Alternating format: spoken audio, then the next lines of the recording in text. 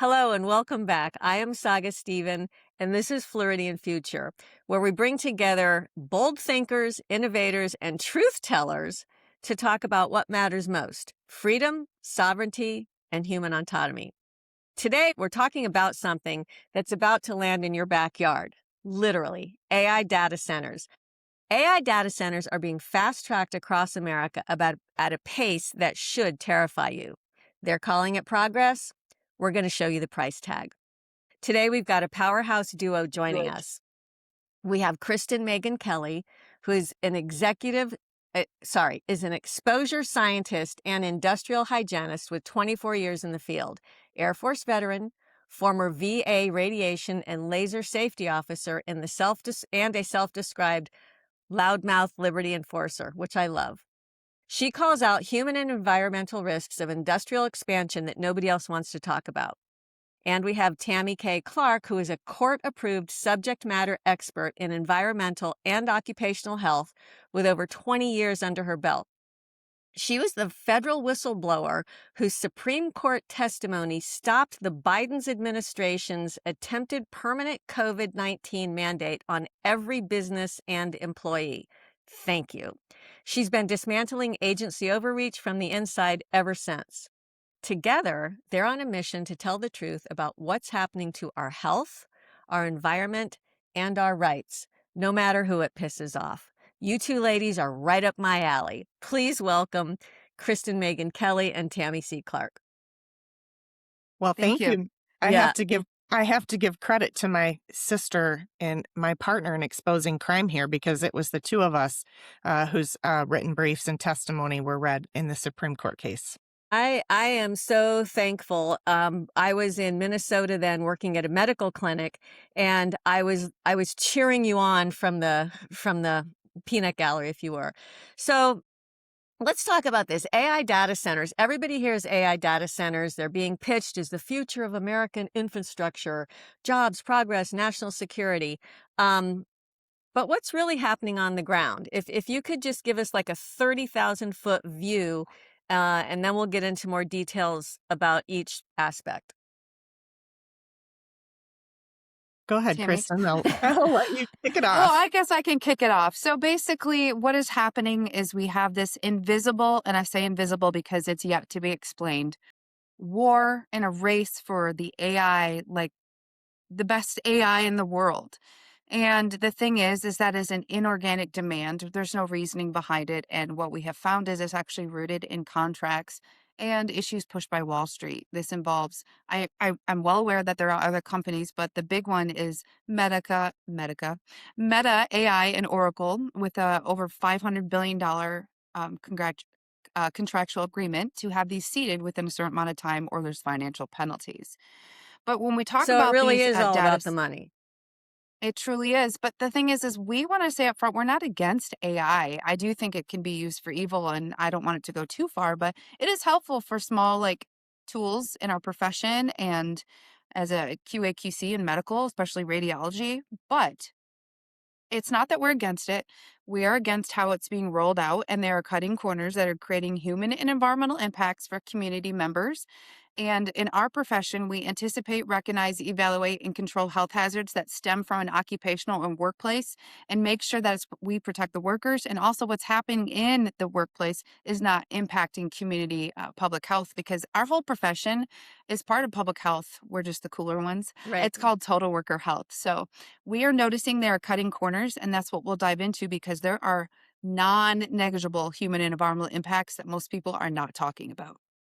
Right. And Tammy, if you could explain also to expand on that, because when I first heard an industrial hygienist, I had not a clue.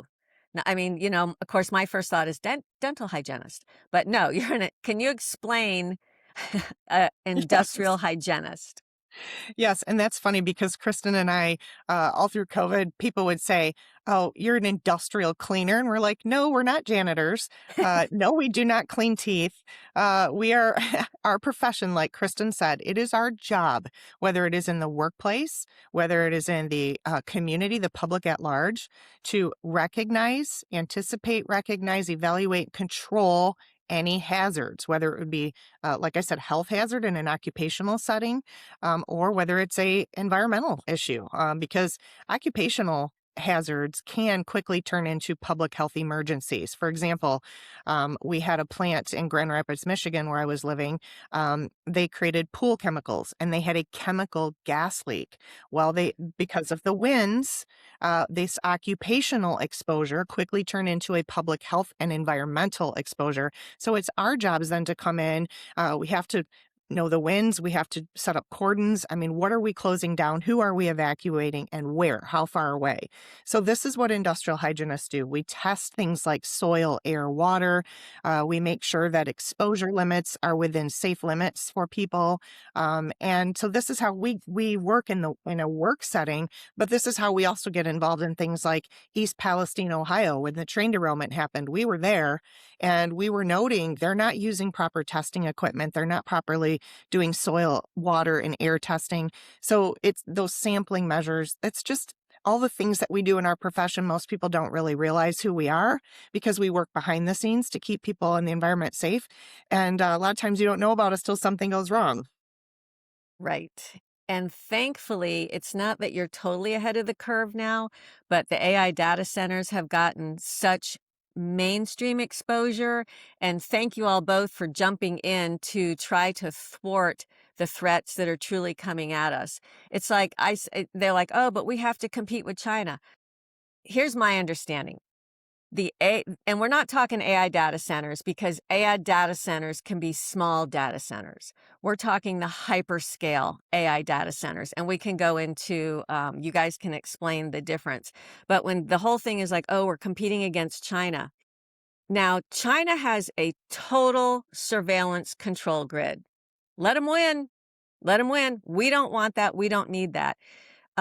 There's a threat coming at us that is a total control grid based on a digital ID, based on digital programmable currency. And they need these hyperscale data centers to individually track every single one of us. That's my understanding of what they're really for, is this whole huge tracking, surveillance, control grid where, who is it? Brett Bauer went to China with Trump and his taxi driver parked in a wrong spot. And within 4 minutes, a ticket was delivered to his phone because that's how much they're tracking you. And China also has the fastest growing homeless population because some kid will say something against the government and all of a sudden they shut off his money. They shut off everything. He can't buy food, can't buy, get home, can't use transportation. Anybody who helps him, the same thing. So these people are dying in the streets, literally. So can you explain to me, what are the benefits of these hyperscale data centers? And do we really need them? Yeah, we're all still trying to figure that out. Well, the other thing I think they're setting themselves up for is a government bailout. I mean, it just looks like that to me. It looks like a big setup for a government bailout. But that's me. Okay, go ahead. Sorry. Like, there are things that can be done, but I can't say what is the benefit. I guess the benefit for them is it's cheaper. It's cheaper to do one huge hyperscale data center per location instead of a bunch of smaller ones that actually have lessened issues that impact community health. But I want to go back to the difference. So a lot of people say, first of all, we don't work for China. Okay. We're not on some watch list. We are scientists and our job is to protect human health. Right. We also aren't profiting off of this. We are just doing what we did during the pandemic, is educate people on how to properly handle things. Right. So we've had data centers attached to banks and hospitals, military bases, large corporations that store data for years. And that's why you never heard about how awful they are, because there's been server rooms in data centers, but they're very small and they're constructed with time and proper multidisciplinary overview. What I mean is you have engineers, you have people like us, you have people that are looking at how can we best build this And it's not about quantity, how big it is, it's about the quality. How can we have a smaller footprint? And also, how can we make sure that we're putting these servers on like springs or like a seating type foam that absorbs the vibration, which causes tonal noise, which we'll get into. But it's been around for a while. This is different. And as someone who spent 9 years on active duty, I can tell you I'm very familiar with this type of infrastructure and what it takes to engineer out the hazards. And I also see how even our military isn't allowed to do this without doing the best practices, what I mean by that is the best engineering controls. Again, remember when we used to watch TVs on those giant TVs on the wheels? And now we can watch TVs on our phone. So, like you said, you do view this as a bailout. So do we. Tammy can get into where this looks like in just 5 to 10 years, but it's like a craze. It's a false. I can't think of the term, but it's like a false push of the confidence of it. It's like a Beanie Baby craze, but with way more human environmental impacts. Right. I call it an AI bubble. This AI bubble is getting ready to burst. Ask anybody who works in cybersecurity or tech, and they will tell you the same thing. We do not need this amount of hyperscale data centers for the computational outputs and the demands of AI. We simply don't. In addition, there are much, much better systems and technology that exist. Quantum computing is coming at us fast. The new systems that exist are small. It's like we could fly it up into outer space, which the race is on for that, by the way. Anybody, even a Google technology specialist or these Google executives have admitted in a few years, these hyperscale centers will be abandoned because it will be cheaper to take the small, something the size of your dining room table and fly it into outer space where it's self-cooled and you don't have to keep up the management and the operations of a giant facility. So they're going to be abandoned. The better technology already exists. In 5 to 10 years, if we allow this to happen, we're going to be left with completely destroyed communities, And land. farmlands. And the problem is that this damage is permanent. It's going to take millions and millions of dollars to deconstruct, decommission, and then remediate the soil and turn it back to what it originally was. And we're going to lose, in the meantime, we're going to lose our environmental health. We're going to cause a lot of sickness. We're going to drive property values down, which in turn will cause people to leave. They won't be able to stay in their homes. And then businesses will also relocate because if people leave the communities, so will the businesses. It's supply Right. and demand. So this was going to be a permanent, very serious outcome if we don't stop this. And there's no need for it. The only reason that they're doing this, like Kristen said, this is, a very temporary thing. It's being propped up artificially by Wall Street. But what is going to happen, and the reason it's happening in the way that the manner it's happening, is because our state legislative bodies and our local communities are giving them corporate subsidies and welfare and tax breaks. Yes. And we had a Google executive tell the Kansas legislature, we were out in Kansas a couple weeks ago, working with a group in Sedgwick County, lots of groups, and county commission, state legislators. A Google executive actually told a Senate committee in hearing that they would go somewhere else if they didn't get the corporate tax breaks. I mean, Let they them. admit, let them. That's how you Let can them. defeat this. Yes. And that's why a lot of states now, Ohio is the latest one I just heard of, that are actually rolling back those corporate subsidies and tax breaks. Well, not only that, because I know here in Florida, in Fort Meade, they offered the city $10 million per year for 10 years. And the citizens came out in droves, and the commission's like, no, money, money, money.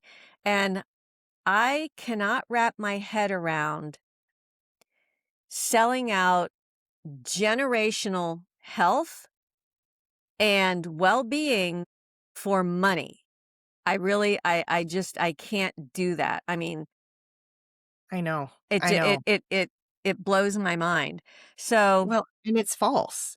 It's of like course it is. we've already seen this happen with the solar farms and other, Right. businesses that have sold. They promised all this money. They get maybe 1 year's payment, 2 years payment. Company goes bankrupt. They relocate. They stop getting their money, and now the farmer has lost the ability to farm as well. Right. It's like with those Well, cause windmills, they don't produce energy. Yet Right. all the concrete that goes into the ground to put up one of those windmills, that's not going to just disintegrate away. Right. want to just chime in on what you just said about the promised ROI. And here's my thing, because another issue across America is property taxes. It was an initiative started here in Michigan, and it's really gained some steam. And I know that Florida is working on it with DeSantis. But here's the thing, if you're looking at, well, they're promising this tax revenue, so you'd rather more money. You'd rather draw in more money from something that actually ruins your local economy through farmers and ranchers and lowers your housing. The tonal noise. No one's going to want to buy your house if you live near a data center. So the property value goes down and the property taxes go down. But my whole point is, you're looking at pulling in revenue versus stopping and going, we can just generate internally more revenue by looking at things that don't need to be funded, pet projects. You have all these programs that could be privatized and have better outcomes through the free market. But there's so much stuff that is ran by government that doesn't need to be. And we have grants and people are double dipping and there's so much fraud, waste, and abuse. Do an internal audit and go, where can we save money? Do we need this? And then, Florida is a desirable location. And if you are putting whatever state is being bombarded with these is no longer going to be a desirable place to live. No. Because it's Yeah, also, and my right. thing is, I am so passionate about health, and I know that the body was created to heal itself. There are so many pollutants that come with these data centers. I don't think people realize that there's the noise, and that is proven to affect the brain. And there's the light, there's so many different things. Can you talk a little bit about and even the air quality, right? Air quality and human health. So let's go into some of it's like, okay, and you hear people, they get a diagnosis of whatever, cancer. And they're like, oh my goodness, what I would give for just a few more years, or what I would give for this, that, and the other. So turn that around. You're willing to take money to shorten not only your lifespan, but the lifespan of your community. That's where I don't get it. So if you all could talk about a little bit about the health aspects. Yeah, Yeah, Kristen, I do you guess wanna I you wanna can. Yeah, you I'll take start the with the noise. tonal noise. Yeah, Okay. and then a little bit of air quality, and I'll pass it to you about the environmental aspect. So, okay, here's the thing. I just have to say that these developers I view as narcissists, and they love bomb community members and politicians at the local level and state levels of thinking that, again, the ROI. But what they're doing is you cannot find what you're not looking for. And they will say, I've gone to it, whether it's solar farms or data center developers say, oh, it's only 55 decibels. So even people who are not in our profession know that hazardous noise is unwanted sound. And this noise that you audibly hear is measured in something called dBA, decibels A. Okay.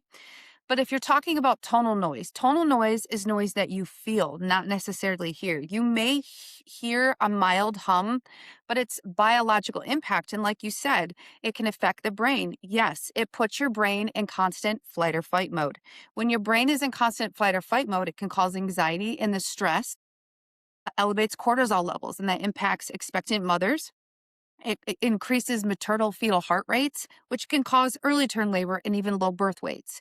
And also, we have chronically ill individuals who are more sensitive to this type of stress on their body, and the elderly, and people who have like pacemakers and other implanted devices, because tonal noise is something, if I'm holding a phone and I cover the speaker, you know that it lessens the sound. Tonal noise will go right through my hand. Mm. It actually is exacerbated and further attenuates when it gets into compacted soil or clay, hits foundation, siding in houses, towers, metal poles.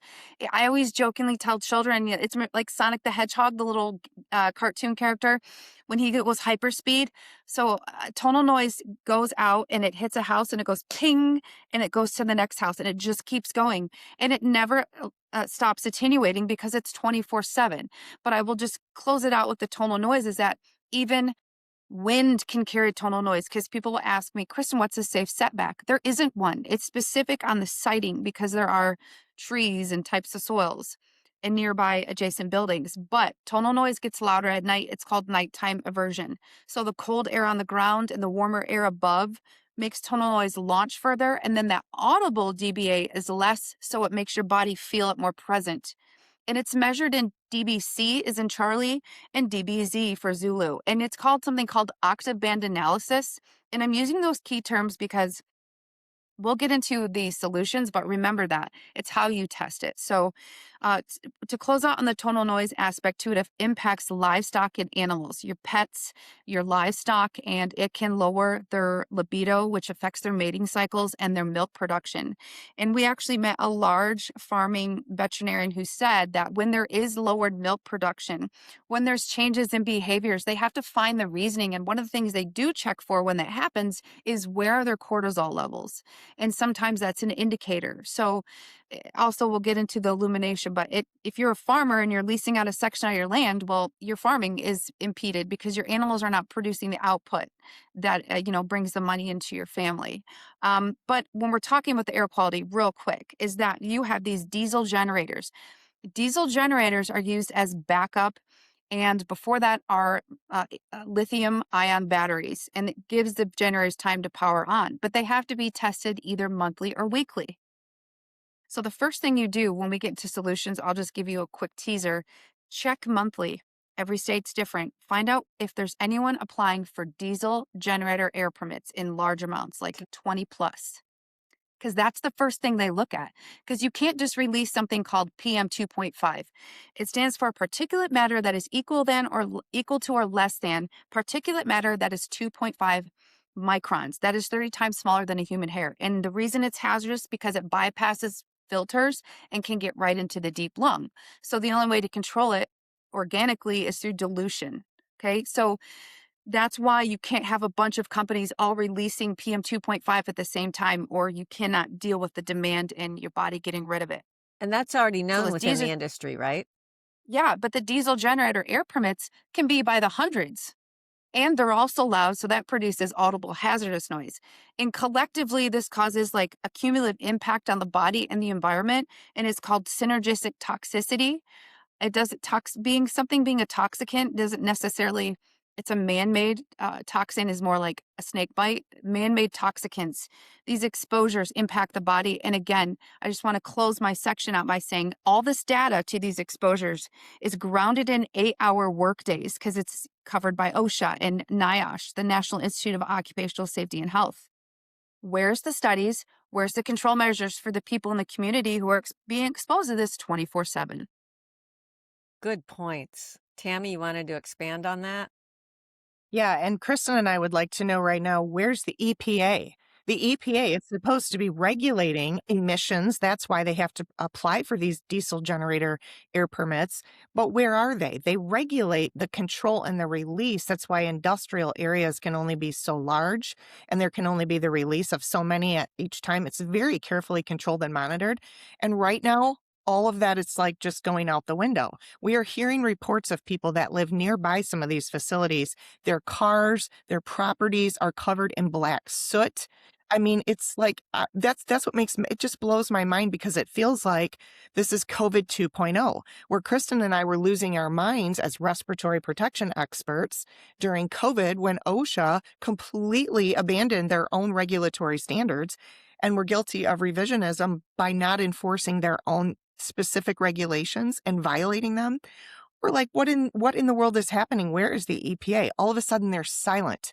You won't hear a peep out of anybody on this issue. What about the climate alarmists? These Right. particular facilities, these large facilities are known. It is documented, scientifically proven that they will create heat islands. They will raise the climate, the temperature between 5 and 8 degrees for the surrounding areas.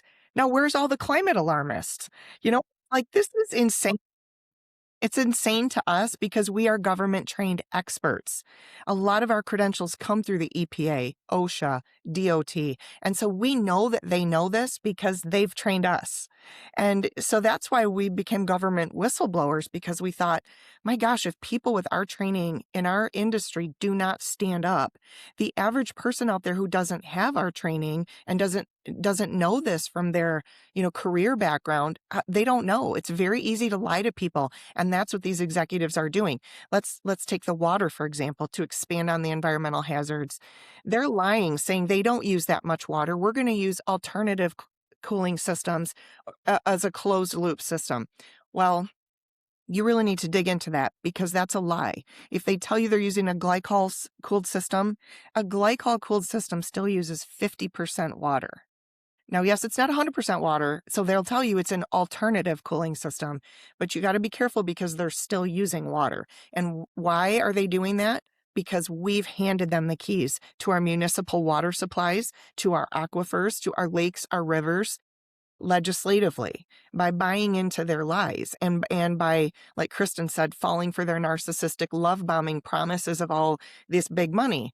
I'm sorry, that's just not true. And so we need to be really careful there because Florida, for example, I'm new here, so I escaped the Welcome. tyranny.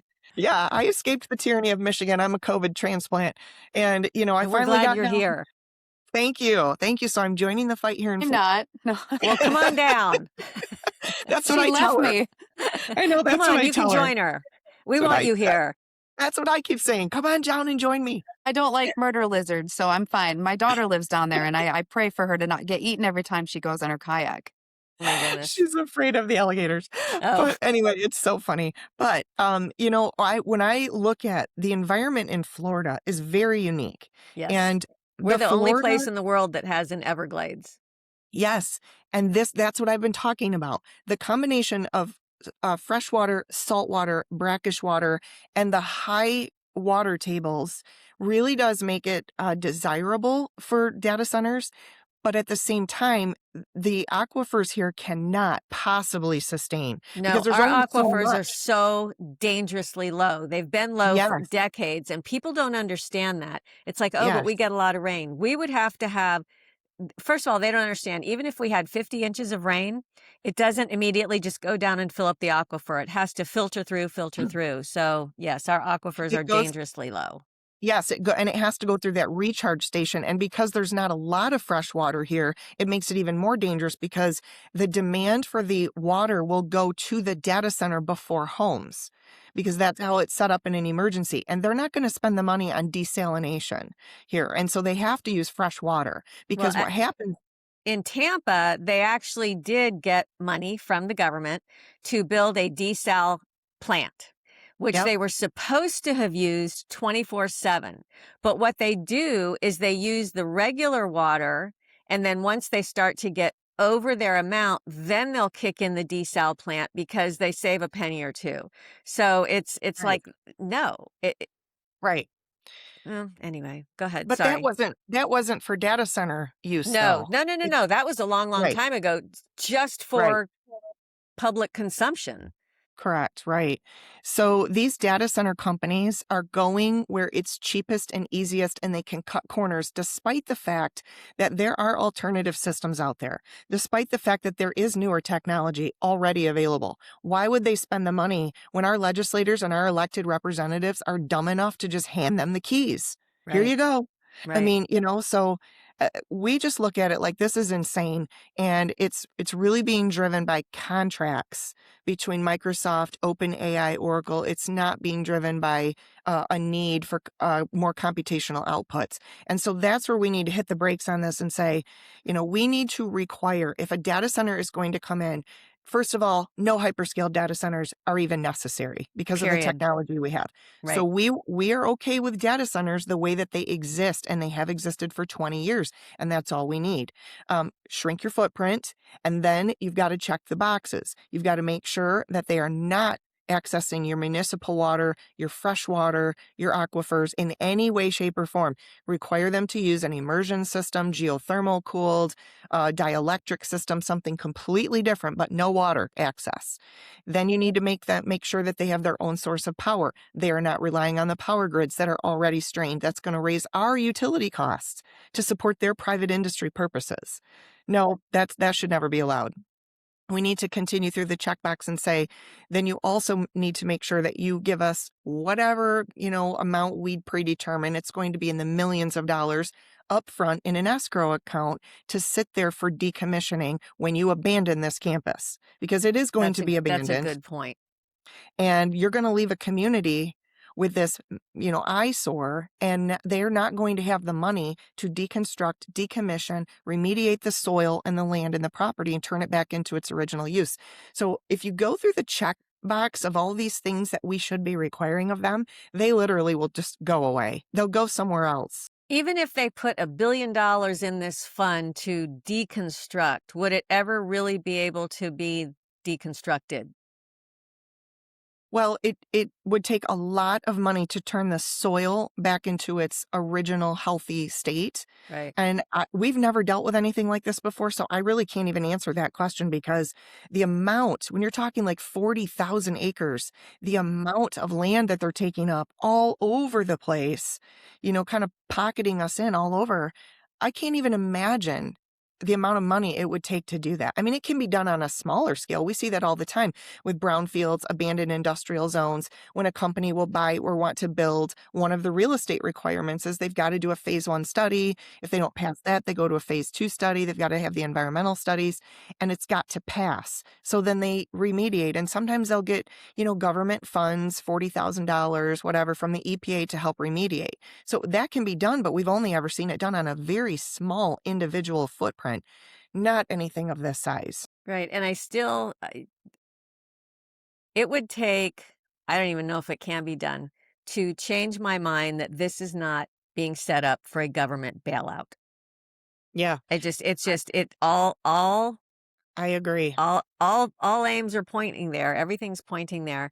And again, I don't understand legislators. You get your position, you all of a sudden have amnesia, you forgot who elected you, who you represent, and all of a sudden you're doing this for money? It Yep. makes no sense to me. It's like you are literally selling your health, your soul, and your constituents down the road for money. And I can't Well, go that is there. the age-old thing, right? Like, follow the money. Yes. People will do horrible things for money. They Yes. they they change, they forget who they are, they forget their purpose. They will And sell out for and that money. goes all the way up to the top of our administration, I believe. I So agree. before I get us kicked off of here by saying too much, let's go back to more of because I know there's chemical runoff hazards. There's the EMF. A lot of people are just waking up to the EMF hazards. I mean, we already have it from the towers that are going up every couple miles, but how would this also affect the EMF and ELF exposure that we would get, and what is the radius on those? So that's what tonal noise is. Tonal noise Okay. is caused from the electromagnetic frequencies in the extremely low frequencies. That's where the health impacts come in. And for years, when people talked about towers, now when we're talking about RF, that's different. But when people say that there's health hazards associated, it's from the EMF and ELF that causes the tonal noise. But nobody realized it because, again, it's noise you feel, you don't hear, except a hum, like if you stood under a power line. I know near me we have a corn maze where they grow apples and pumpkins, and you go through the corn maze, and I just start almost like feeling depressed and agitated because that tonal noise, like I said, it impacts mental health. Just so you know, utility linemen, I did my job for a large electrical utility company. We had to do studies on why there was such an increased rate of suicides and suicidal ideation amongst overhead linemen. And it's because when they're repairing the lines and running lines and repairing lines and relays, what are they? They're right there in front of EMF and ELF all the time. So it does put the body again in that fight or flight mode. And it's like radiation. You can't see it, so you don't. People necessarily don't feel it, but it's very real. And like as you read my bio, I am a former radiation safety officer, so I'm not an alarmist. I just tell what the facts are. I'm not going to. I know how to deliver it to an average layperson, but I'm not going to. It's not negligible. This is very serious, and the reason it's serious is because it's 24/7. It's not like a 4-hour operation that's happening. This is nonstop. There's no work where cycles. There's no breaks, which, interesting enough, is required in an occupational setting. And this is not occupational, it's everything patiental. It's total patiental. I It's made up a it's new a word. public it's public yeah, it's total public health. That's why our profession is part of the public health profession. Yeah, and also in Florida, I mean, we have a wildlife corridor. DeSantis has said in so many things for environmental protection.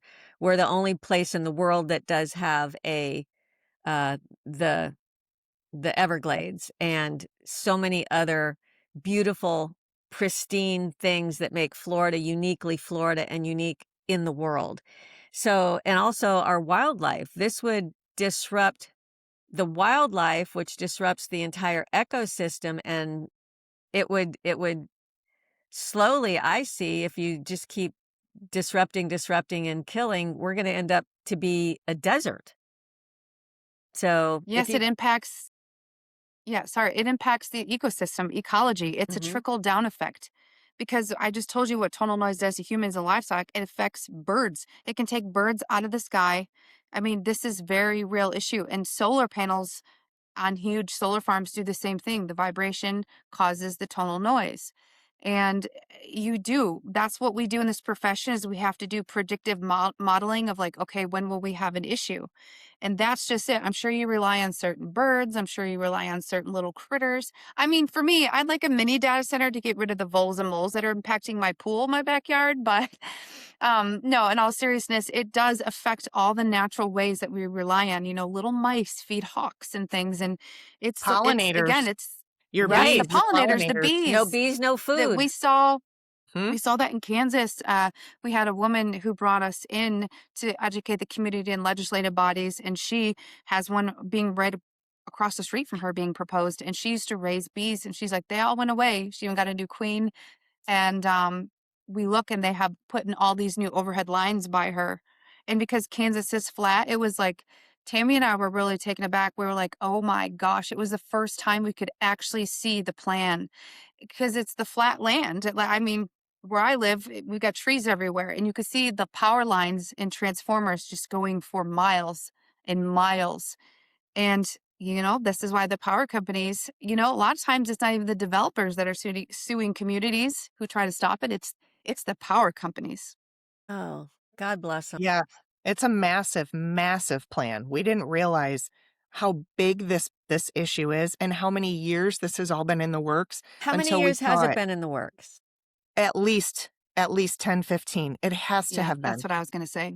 because what we saw with our own eyes for the first time was massive transmission lines like I've never seen before. So big for miles run across the whole West. And they're running across Colorado, Nebraska, coming through Iowa. The ones we saw through Kansas were heading towards Missouri. And then all along these massive lines just set in the middle of all these wheat fields. But it's so flat you could just see for miles and miles and miles. And we were like, oh my gosh, this did not just happen overnight. That means the power companies are involved because we also saw massive substations that were built all along these lines. And when they took us on a tour of the county, they would point over there and say, there's where one massive campus is going. Here's where another is going. And they were like pocketing it all along that transmission line, pocketing these little towns, surrounding these little towns. And it really hit us because the land is so flat and it is so windy. These people are not going to be able to live there.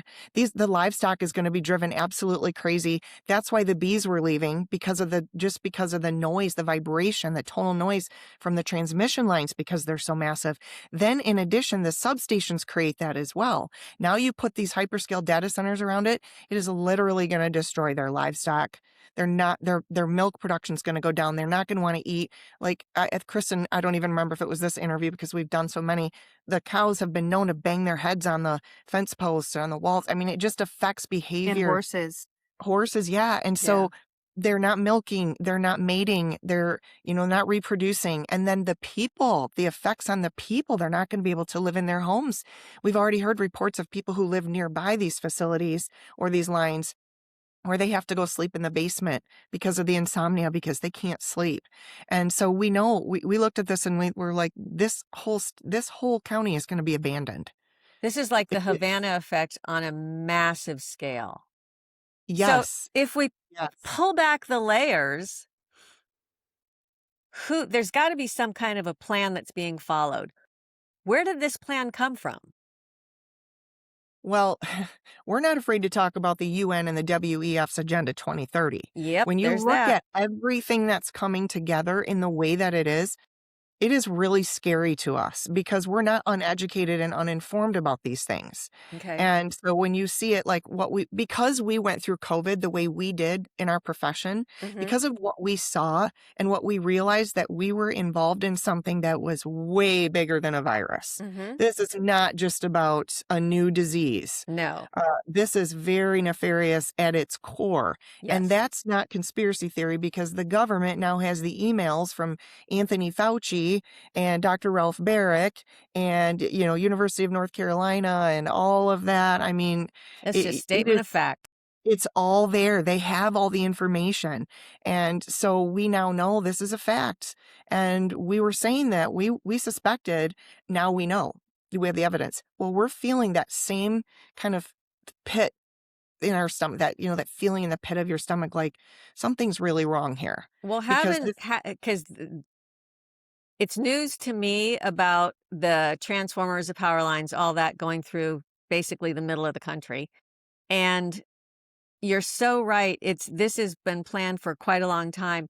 Not news to me about the Agenda 2030, which has now, I think, been pushed back. Not news to me about and it all comes down from the bankers, from the top down, like the BIS are very, very vocal about, well, if somebody has $100 bill, we have no idea where they spend it. But if it's programmable, and this whole huge push for programmable money, because I've been more of a financial watchdog, because it all goes back to that.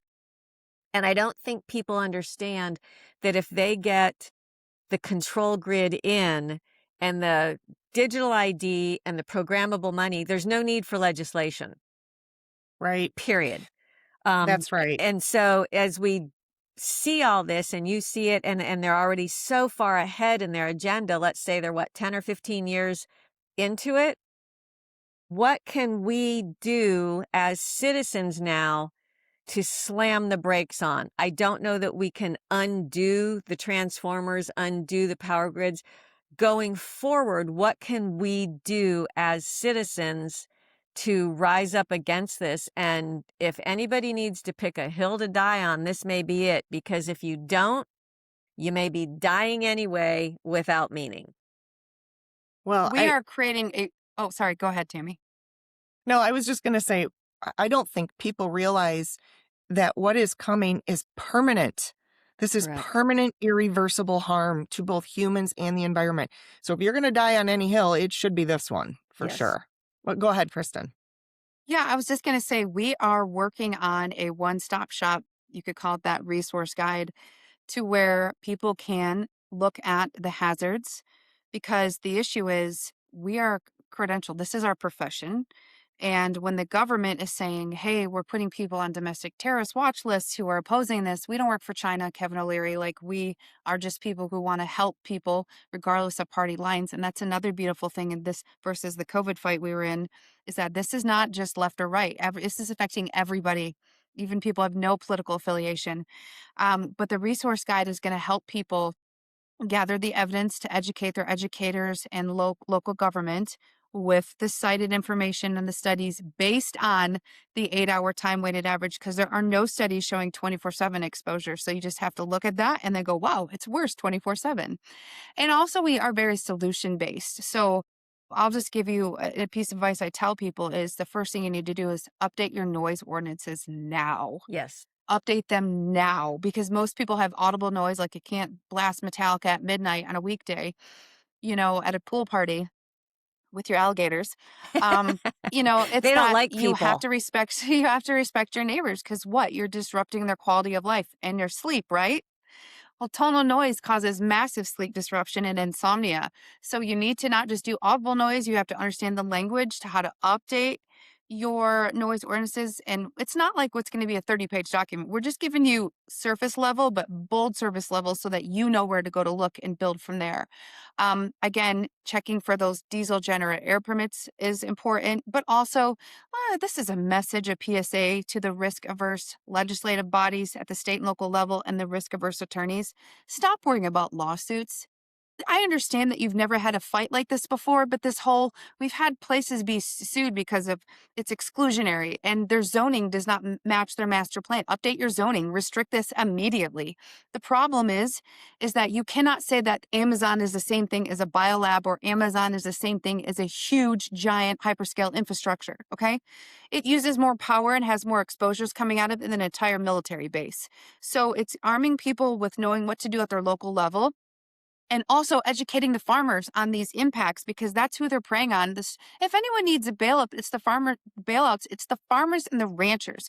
We are trading production of food for production of technology. I'm not eating the bugs, and I'm not going to get this alpha gal syndrome. Okay, Yeah, and you're you not can't taking me out, Bill eat Gates. an AI data center. An AI data Right. center is So not my going to point feed is, you. Right. we're not lawyers, okay? But we do understand what they're missing. And it's actually more simple than they realize. It's just that they're afraid of being sued and they fold. But I think once they see these things up and they hear the 24/7 hum that makes them want to just like lose their mind. And when they have cardiovascular issues, they'll go, oh my gosh, why didn't we do this? And then a lot of times people that have accepted data centers are now ones educating other people, don't make the mistakes that we have had. Right. In Yeah. Lakeland, there was a leak from a I don't know where the leak came from. It was a leak from the city that somebody was proposing this huge AI data center that's literally right in the middle of, I mean, it's less than 2 miles from my house. And it was just on the breadth of their proposing it. The story thankfully exploded. And a friend of mine is one of the city commissioners. I had run for mayor a couple of years ago. So I keep up on things and I called him and he's like, I haven't even heard of this because they were just looking at the developers. And again, they kind of did the Disney method. They had different companies buy different pieces of land under different names so they could put them together. And so the city of Lakeland started doing this PR about, no, don't come to the meeting because it's not on the agenda and all that kind of stuff. So me, when I, when I get pissed, my brain's like, what can we do? So to help people out, I actually wrote up this little AI Citizens Against Hyperscale Data Centers that is downloadable on my website, floridianfuture.com. And it lists in there, it's simple. It's like, here's your codes. And it's like, Kristen, to what you said about the noise ordinances, and it lists in there different studies that have been done as far as EMF, as far as noise, as far as all these other things around more so than just water. So, again, if I would citizens know what to do on a smaller level, they can walk in. And I even have, because generally you get 3 minutes in the commission. So I have in there, okay, here's your opening statement. Be powerful. Here, cite the codes. Do this, do this. And I think if we can get more and more people on board, more and more citizens to go there and say, okay, boom, here you go. Think about the noise. Think about the diesel emissions. Think about all this. Think about the power. Think about everything. Then I think that helps as well. Go ahead, Tammy. You were going to say something? Yeah, no, I was just going to say, how did the meeting go Monday? Because I was going to go to that meeting. I heard about it, and I had a meeting yesterday morning, but Kristen and I both got wind. Somebody sent that to Kristen, and she forwarded it to me. Yeah. And she actually said, do I need to come down there? And I said, yes, let's go speak at this meeting. Not So yet, did you not yet. I'll go? let you know when. So what Okay. happened, because here's the story behind the one in Lakeland, is these different entities under one person bought these parcels to be put together. Part of it is in incorporated Lakeland and part of it is in unincorporated Lakeland. So they first of all would have to get it annexed. And then, so this is like their preliminary inquiries, I guess. It was not scheduled to be at the public meeting at all. This is still behind the scenes. And then the developer was also inquiring about different aspects. And basically it comes down to, what would we have to do to get this done?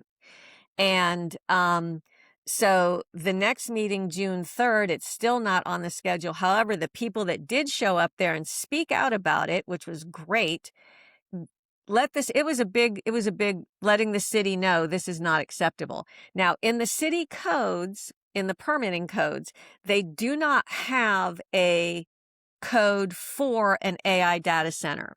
So how it was interpreted is if a code is not there, it's prohibited. To me, it's like, well, you could argue that either way because that's what attorneys get paid to do. So they may have attorneys and they may have lobbyists and they may have all that. However, we have the handbook, we have codes, we have data, even though it's a data center, different kind of data, but we have proof of the harms that it would cause. Now, the other thing I'm keeping an eye on are the people that are running, because Florida is having, this is a year we're going to elect a new governor and other state officials.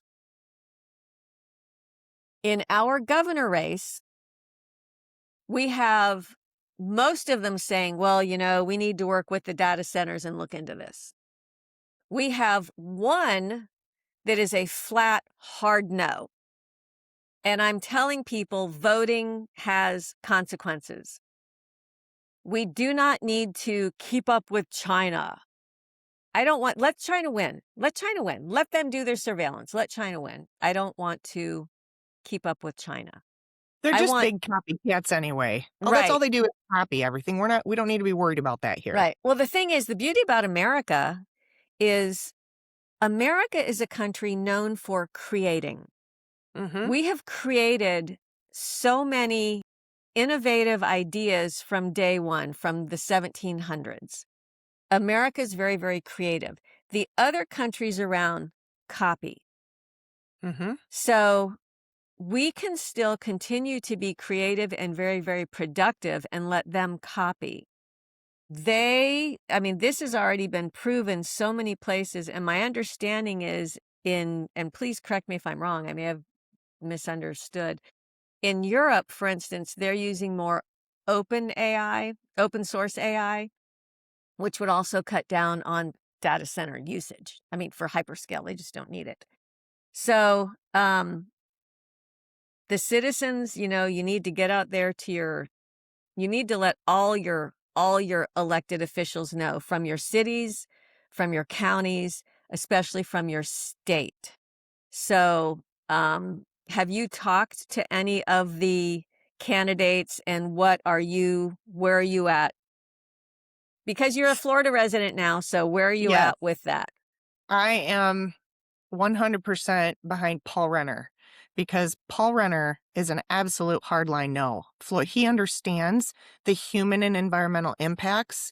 He's very intelligent, and I went to a campaign fundraiser for him and got to hear him, had the pleasure of hearing him speak and having some personal conversations with him. So I know where he's at, and I know that he understands that Florida's ecology simply cannot support what they're trying to do. It will destroy Florida. It will destroy the ecosystems and the health and the water.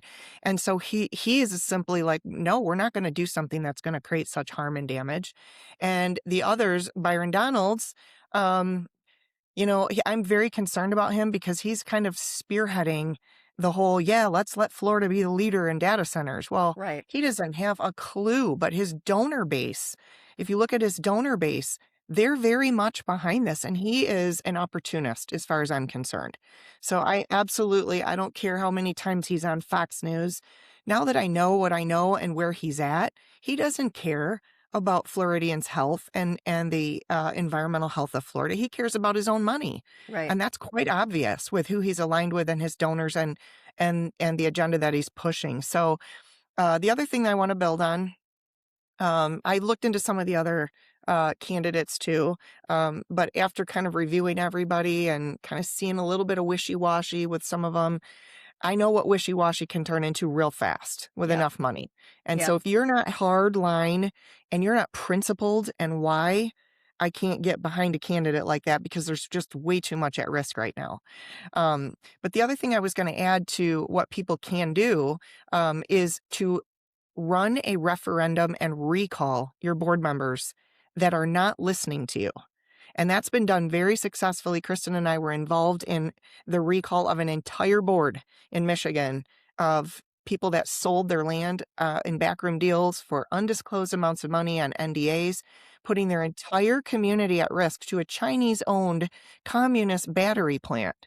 And so people are all across this country finally just getting to the point where we've spoken, you're not listening, and you're forgetting that you represent the people, that you're sitting in our seat. You're acting with self-interest, so it's time to fire you. And people all across the country are doing this successfully. So that's another, very powerful act that we the people have, a tool in our tool belt. Well, that's great. How would you even start that? How does that begin? Well, you have to, it's called a referendum. You have to Mhm. do a referendum, and each area, whether it's town, city, township, county, is a little bit different on their requirements. So you have to get a petition. You have to collect a certain amount of petitions from the people who live there within a certain amount of time. So you would have to look at your own city, or if it's a township or county, whatever it is, whatever board you're looking to recall, you have to know what the requirements are, the petition requirements, and what amount of time. You can, it will basically call for a special election. If you get the amount of citizens needed, it'll be allowed if the petition is accepted, that you followed all the rules, you've got enough good signatures. Then it allows you to have a special election, and you identify good citizens who you know are not going to put their own self-interest for money above the needs of the community and the constituents that they serve. And you get them to run against the current sitting board members. There have been a lot of towns and communities that have done this, and it's gaining more popularity and more momentum. So this is when Kristen and I spoke in Kansas, we had state legislators there, county commissioners there, local elected officials there. We put them on notice and said, we're not threatening you, but you should have a little bit of fear of the people in you, because when the people fear the government, there's tyranny. Yeah. But when the government fears the people, that's liberty. And so we reminded them, if you don't listen to your constituents, you're at risk of being fired, because we can help them to run a referendum and a recall and reseat you, get you out of there. And so you should be a little nervous if you're not listening to your constituents. Ugh, that is great. That is fabulous. I'm all about that, as you know. So, in wrapping this up, because our time is running short, I want to know, first of all, I would love to, you said that you are going to come up with resources and different things that the general public, I would love to partner with you on that. I have I was pissed, I wrote this in a day kind of I handbook here. saw that, but it's excellent. It's very thorough and Thank it's you. excellent. Yes. I love to do deep dives, and it's like, okay, we can fight this, because it really is. It's hard to get people out there, and it's hard also because a lot of people, they know they don't know what to do. So I want to Right. make it as super, super simple for them as possible. So that's what I try to do, is make things as easy as possible, as simple as possible, give them information. Even if you talk to your neighbors, even if I call it your circles, spread it out to your circles to help inform people, because this is so very, very important. And it's like, Tammy, what you were saying about, the governor. You're right. Renner is the only hard no, and it's not a popularity contest. We're not voting for prom king. If you do something just because, oh, well, he endorsed me, I can tell you right now, a lot of endorsements are bought. Period. They're bought. They are not what is best for, again, it all goes back to the money.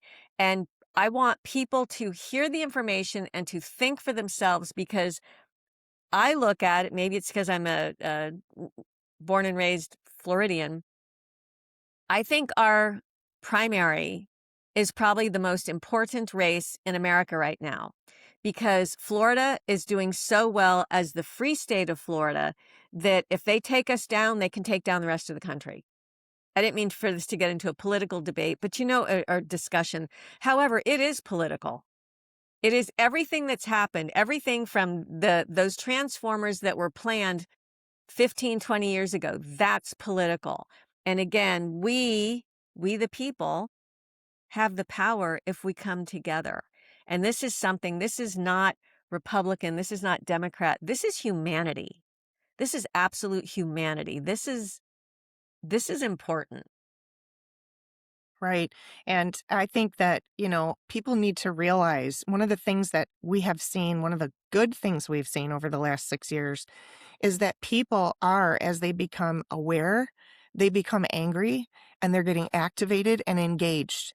And it's we the people who are the government. Yes. So if people go to their community meetings, their board meetings, they make their voices heard, sign up to speak for 3 minutes, write your speech out. I know it's scary to speak in front of people, but believe me, after a little while, you get used to it. You get good at it. It's no big deal. But this is worth you getting out of your comfort zone, taking the time to go to your board meeting, writing your little speech down if you need to, and just read it. But Right. do it. That is getting involved in your community. That is participating in your government. And if you aren't willing to do those things, then you really can't complain, Right. because those who are engaged and who are involved are going to take over your life very quickly. And so Right. we're at the point where we don't have the luxury of just staying in our little bubble in our comfort zone anymore. But the good thing is that as people do get engaged and they get activated, we are stopping this. Collectively, I want to encourage people, because it does seem overwhelming, because we're losing some of the battles. We're not going to win every battle, but I do believe overall we can win this war if the people will get engaged right now while we still can, because we have to date stopped or paused 50% of all new hyperscale data centers that were slated for construction in 2026. Oh my goodness, that's And fabulous. that is because of the people. That's the power of the people. So the good thing about that is, if we can get these moratoriums passed, demand a moratorium on your board so that you have the time to go do some better research, to come up with solutions, like you said. If we're going to build data centers, then how do we do this? Because we need to do it responsibly, right? Using better technology. So that gives us time to put those things in place. But the good thing about that is, if you can get a 1-year moratorium put in place, I don't even think most of these data centers will come back, because this AI bubble is going to burst. They'll go somewhere else. And so you probably, because of the new technology that's coming out so quickly, it's going to be more affordable for them to not build a hyperscale data center in about a year and look at some of the alternative technologies. Right. Kristen, Yes, you were and going to there add? is strength. Yeah, there's just strength in numbers, and courage is contagious. And you mentioned how, like, this is the most important election. I would argue that one just passed, and that was Thomas Massey's race, Yes. which he lost. That's a whole different topic. But he was, along with Marjorie Taylor Greene, they both voted against the 10-year blanket immunity for these hyperscale AI data centers. Yes. And see, he's like one of the few people that actually reads the bills when he has time. And he truly is a health freedom advocate. I know him personally. I was just at his house, and I thanked him because he is he is an MIT graduate with 2 engineering degrees. He also understands that this can be done better. I mean, heck, he created this little debt badge. I have one. I um, have one of those. I yeah, got it from him. yeah, love it. So my My point is, husband like, is like, that doesn't one. that depress you? And I'm like, it encourages me. It like, yes, it Yes. depresses me, but it spurs me on. I usually have it in the background. I usually bring it up in every interview, but it's charging. But, that's the thing, is it really is. I know people are like, this is the most important election of our lifetime. We're at a total different shift now, and it's not a party or a person, honestly. Look at what's happening in LA with Spencer Pratt. You had negligible issues with their aquifers, and the whole Palisades burned down. And yes, he was in the public eye, but he got activated, engaged, because he was a victim of what his government allowed to happen to him. And this is why sometimes we have to set aside party politics and say, hey, at the end of the day, I always joke, if anyone's ever seen those John Wick movies, some of your viewers might know there's a hotel where all the assassins can go and they have to put their guns away and you can't kill each other at this spot. That's how we need to treat this fight, because put everything else aside. Regardless if you block someone on Facebook, take a step back and go, wait a minute, our food, our way of life, our health for our children and their brains and expectant mothers, like, this should all matter. So I just want to remind people, this is not partisan. I mean, it's nonpartisan. It's just about we the people. It truly, truly is. Right. And this is the thing. It's like we have gotten so divided as a nation. It's like Republican, Democrat, vaxxed, unvaxxed, black, white. Pick your division. Bottom line, we're Americans, and we need to come together as Americans. We need to come together for humanity, especially over this topic, especially over the hyperscale data centers. This will wipe out a piece of humanity permanently. So this, I think, you're right. You're absolutely right, Kristen and Tammy, about this coming together. This should draw us together, because this one fight here, This is a big one, and to me, it seemed like they kept trying to hide it and keep it under wraps, and then just boom, spring it on you, it's too late. And thankfully, even though we're a little bit late to the beginning battle, at least we have time now to put some major roadblocks up and stop in the tracks. And you're absolutely right. It's the same thing as the climate change, oh, we need all these solar panels, and oh, we need all these windmills. And it's like, where did that go? It's nowhere around now. So hopefully, thank you, ladies, so very, very much for being out there and doing what you do and helping spread the word. Thank you so much for coming on here and helping my audience, which is, like I say, more the grassroots. I just want to get out there to everybody. Everybody can do something, even if it's talking to your neighbor, even if it's making a phone call, even if it's even the smallest things. 100 small things all add up. And in my little handbook here, I made it super simple. I even give you an opening statement for your meeting at the city hall or the commission. And the other really cool thing about this, you'll find friends. You'll find more friends. You'll find more people out there. And it's really good because I think during the COVID era, it separated a lot of people and a lot of people felt very alone. And I refer to it as a tribe. I'm more and more finding my tribe. This is my tribe. And my tribe is good-hearted people that are out there doing really good things for all of humanity. So that's how I see this fight, because the money's going to come and go. And that's not for humanity. That's not a good thing. That's To make a right. suggestion before we close this out, you guys may know him. So I've been at the fight in this whole health freedom fight for over 20 years. I'm a geoengineering whistleblower, and a friend of mine actually caused the movement for the bill for that and fluoride. On Facebook, he's known as Justin Robert. His name is Justin Harvey. We've known each other for years, been in the same documentaries. He's the one that actually posted about your meeting the other day. Yes, he And he is is. very, very, so you know who he is. I do He's indeed. awesome.